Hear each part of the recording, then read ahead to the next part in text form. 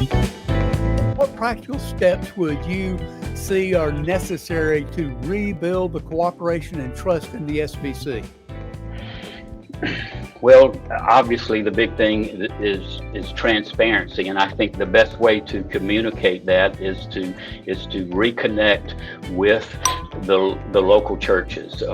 We have an entity here in my state that has gone through some issues and funding issues, and so that's what I'm suggesting to them, and part of an advisory committee now to do just that, to reconnect them with the local churches. And I think that's what Southern Baptists have lost, in particular, I'll say with NAM.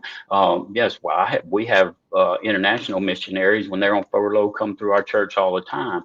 But I haven't seen, and I would certainly invite them to, but I haven't seen that local connection with NAM. So transparency, and you can do that by directly communicating with us.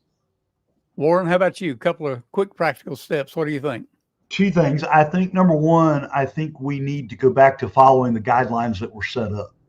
We didn't have these problems when we followed the rules. I use the word rule. That's kind of a bad word, but when we followed the Constitution and there was never a question. And then secondly, I think we need to encourage our trustees to enforce the policies and the Constitution of the entities and the main entity. You know, they were designed to carry on the convention's business in the interim between June to June, and in my opinion, I think they need to go back and re-examine what their jobs are, and I think they need to do their jobs. And I don't think, and somehow we've got to get it out of the hands of these, talking about these mega churches. Money shouldn't be the thing that talks. It should be, there are more churches that run under 100 in Sunday school in the Southern Baptist Convention than there are churches that run over 250 in Sunday school. And I think that we need to remember that. And those pastors and those churches need to be represented, and they need to be heard. And I think the major problem is, the next word I would use is learn to listen. Listen to the pew. Listen to your pastors. They're not all of us have an agenda. Not all of us have a hidden agenda. You know what my agenda is? Let's get the gospel to the four corners of the earth like we're supposed to. Let's put our missionaries on the field. Let's make sure they're getting paid. Let's make sure their living conditions are what they're supposed to be. I don't begrudge anybody that's on the state level or the national level, the automobile they drive, the house they live in, the salary package they have. I just want to know what it is. How do I support it? I think we need to go back to the basics. Go back to what was set out in 1925, and let's re-examine it. I think about some of these pastors like Dr. Criswell. What would he think? What would he say? Emmett Ray, one of our foreign missionaries. What would he say? Right. Examining what we're doing now. Right. Well, it's been such a significant shift, and I think there's no question that the lack of transparency is one of the big things. And you use the word listen.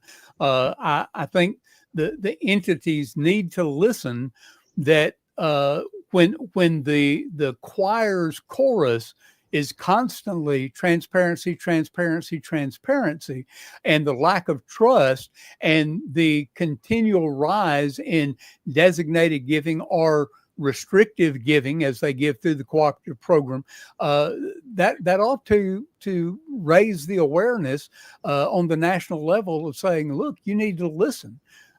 This isn't going to change. And I know that Dwayne's church and Warren's church and Bobby's church or whoever's church, these are mostly small churches, and the total amount given is not very big, but each of us who are pastoring a church every pastor has a responsibility for leading their congregation as a shepherd, and good stewardship is part of good shepherding. So Yes. good stewardship is part of good shepherding. And a pastor comes to a point, just like I've got a bunch of letters in my file from pastors who have withdrawn from the SBC or have started restrictive giving, and they've sent me a copy of what they have sent to the executive committee saying, we're no longer going to be a part of the SBC. Now, some of them are continuing to be in the SBC through their state convention and through their association, but they've totally cut out what they're doing through the executive committee because of the lack of trust that they're seeing in various entities and the reporting that is not taking place. It's a sad thing. I think CP giving is not going to take a turn to increase if we keep hammering the local church, hammering the local pastors where we are. If we don't listen, I think they need to listen to what's being said and take steps that actually help with that rather than seem to confront it, no doubt.